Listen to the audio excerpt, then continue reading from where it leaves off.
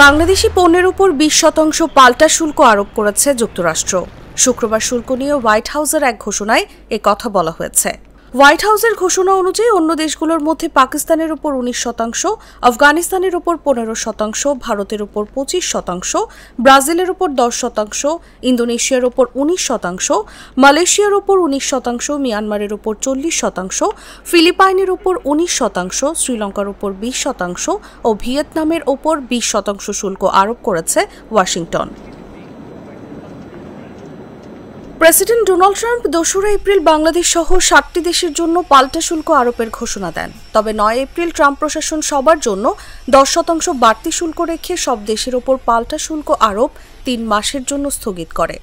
স্থগিতাদেশের সময় শেষ হওয়ার আগেই 8 জুলাই ট্রাম্প নতুন করে ঘোষণা দিয়ে জানান, বাংলাদেশের জন্য পাল্টা শুল্ক হার হবে 35%। দেশভিত্তিক পাল্টা শুল্ক কার্যকরের পর সবার জন্য বাড়তি 10% তার সঙ্গে সমন্বয় হবে। তবে শুল্ক নিয়ে আলোচনার জন্য বিভিন্ন দেশকে আলোচনার সুযোগ দেয় যুক্তরাষ্ট্রে। শুল্কের হার কমাতে যুক্তরাষ্ট্রের সঙ্গে বাণিজ্য চুক্তির জন্য 31 জুলাই পর্যন্ত বিভিন্ন দেশকে সময় দেওয়া হয়। সেই সময়সীমা শেষে শুক্রবার থেকে নতুন শুল্ক কার্যকর হওয়ার কথা।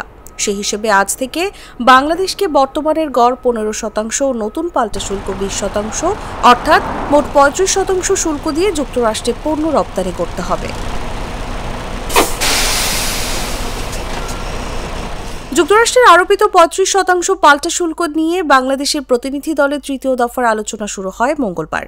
যুক্তরাষ্ট্রের বাণিজ্য প্রতিনিধি দপ্তরের সঙ্গে শুরু হওয়া 3 দিন ব্যাপী এই আলোচনার শেষ দিন ছিল বৃহস্পতিবার। বান্ডেল থাকলে প্রতি সেনমানিতে টাকা বাঁচবে। বিকাশ সেনমানি বান্ডেল কিনে জিতুন প্রতি লেনদেনে।